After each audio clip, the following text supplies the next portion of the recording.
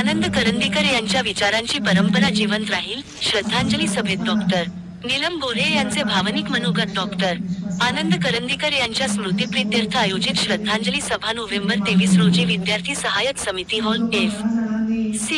Road, Pune येथे अत्यंत भावस्पर्शी वातावरणात पार पडली. कार्यक्रमाच्या अध्यक्षस्थानी विश्वास काळे होते, तर विधान परिषद उपसभापती डॉक्टर नीलम गोऱ्हे या उपस्थित होत्या. सभेचा समारोप करताना डॉक्टर नीलम गोऱ्हे यांनी डॉक्टर आनंद करंदीकर यांच्यासोबतच्या अनेक दशकांच्या सहवासाच्या आठवणी अत्यंत भावपूर्ण शब्दांत व्यक्त केल्या. त्या म्हणाल्या, 18 तारखेला मला आनंद गेले ही बातमी समजताच अनेक वर्षांचा प्रवास डोळ्यासमोर उभा राहिला.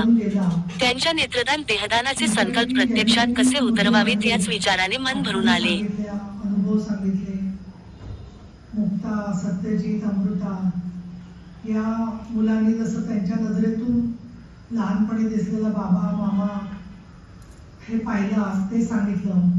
तसंच वेद म्हणून तयार झालेले सगळे जे तरुण कार्यकर्ते त्यांच्या नजरेमधून आनंद करंदीकर त्यांना कसे दिसत होते ते पाहिलं, तर नक्कीच असं वाटतं की जे युवक क्रांती दलाचं काम होतं, जातीविहीन वर्गविहीन, आणि मी त्याला सारखा शब्द जोडायचे, सगळे विसरत दिसले तरी, की स्त्री पुरुष विषमता विहीन हा शब्द सातत्याने माझं म्हणणं असायचं की आपल्या घटनेत असायला पाहिजे.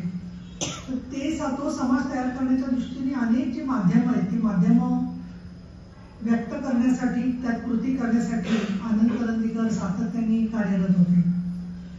आमचं 76 साली आमचं लग्न झालं आणि त्याच्यानंतर जवळजवळ 98 सालापर्यंत आम्ही एकत्र राहत होतो. त्याच्यानंतर मात्र जवळजवळ 28 वर्ष आम्ही विभक्त आहोत आणि 18 साली आम्ही घटस्फोट घेतला.